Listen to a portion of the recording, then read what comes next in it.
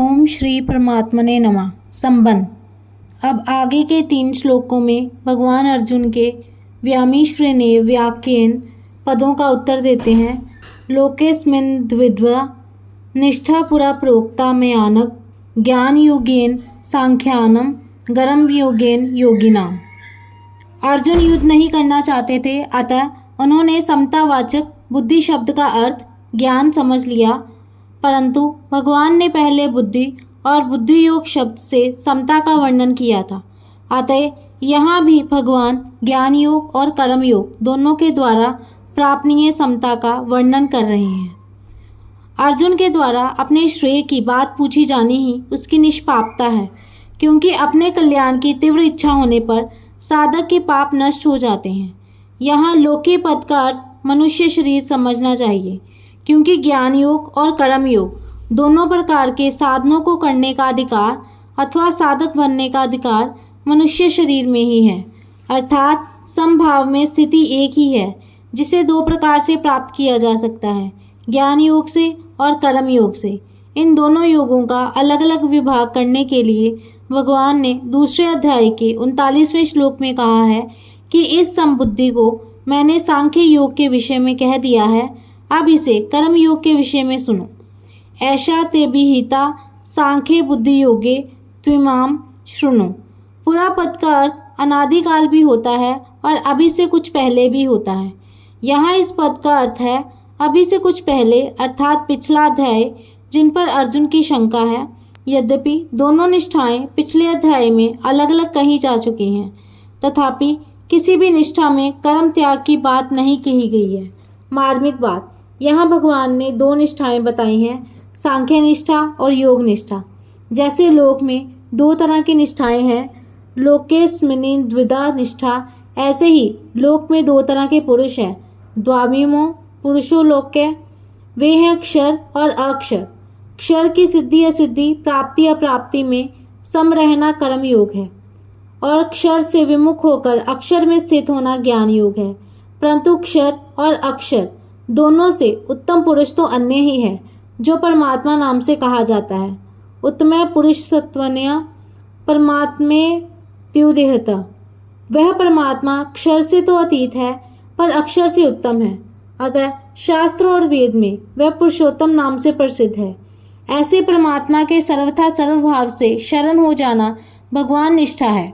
इसलिए क्षर की प्रधानता से कर्म योग, अक्षर की प्रधानता से ज्ञान योग और परमात्मा की प्रधानता से भक्ति योग चलता है।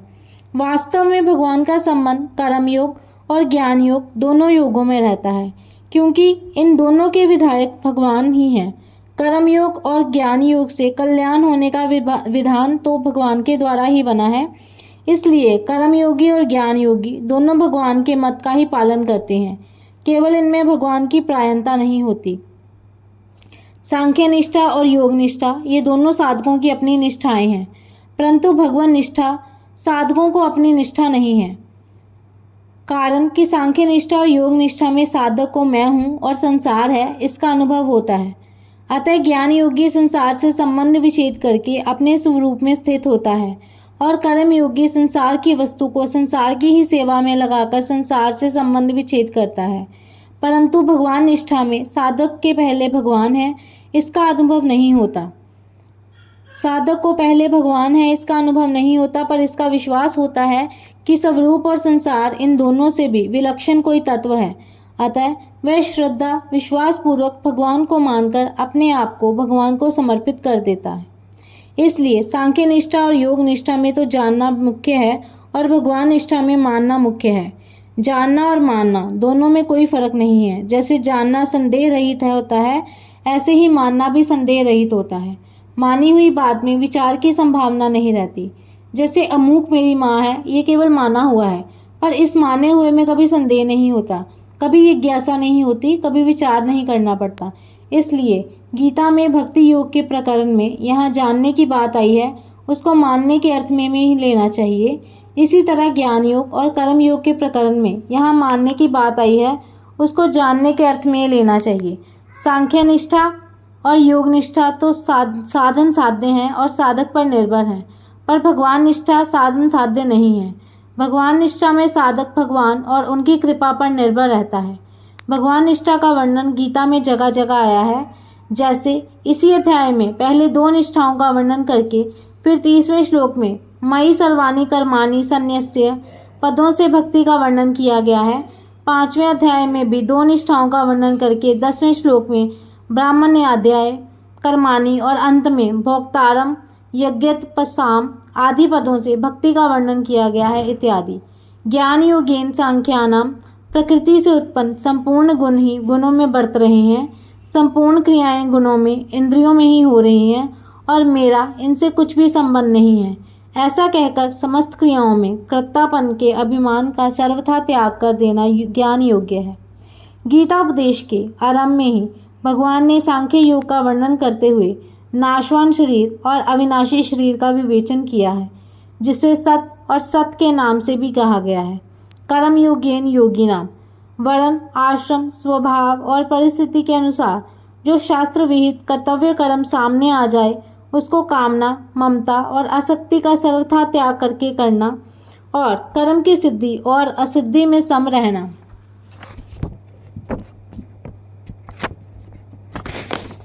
कर्म योग है। भगवान ने कर्म योग का वर्णन दूसरे अध्याय के 47वें और 48वें श्लोक में मुख्य रूप से किया है। इनमें भी 47वें श्लोक में कर्म योग का सिद्धांत कहा गया है और 48वें श्लोक में कर्म योग को अनुष्ठान में लाने की विधि कही गई है। परिशिष्ट भाव कर्म योग और ज्ञान योग ये दोनों ही निष्ठाएं लोक में होने के कारण लौकिक हैं। लोके समनिन द्विधा निष्ठा कर्म योग में क्षर की प्रधानता है और ज्ञान योग में अक्षर की प्रधानता है। क्षर और अक्षर भी लोक में ही है। द्वाविमो पुरुषो लोके शर्च शाचर एवच अतः कर्म योग और ज्ञान योग दोनों ही लौकिक निष्ठाएं हैं। जीव और जगत को मुख्यता देने से ही ये 2 निष्ठाएं हुई हैं। अगर जीव और जगत को मुख्यता ना देकर केवल परमात्मा को ही मुख्यता दें तो 2 निष्ठाएं नहीं होंगी, प्रत्युत केवल अलौकिक भगवान निष्ठा होगी। लौकिक निष्ठा में साधक का अपना उद्योग मुख्य होता है, वह साधन में अपना पुरुषार्थ मानता है, परंतु जब साधक भगवान का आश्रय रखकर साधन करता है, अपना उद्योग मुख्य नहीं मानता, तब उसकी निष्ठा अलौकिक होती है। कारण कि भगवान का संबंध होने से सब अलौकिक हो जाता है। जब तक भगवान का संबंध नहीं होता तब तक सब लौकिक ही होता है। किसी को बुरा ना समझें, किसी का बुरा ना चाहें और किसी का बुरा ना करें तो कर्म योग आरंभ हो जाता है। मेरा कुछ नहीं है, मेरे को कुछ नहीं चाहिए और मेरे को अपने लिए कुछ नहीं करना है। इस सत्य का स्वीकार कर लें तो ज्ञान योग आरंभ हो जाता है। जय श्री कृष्ण।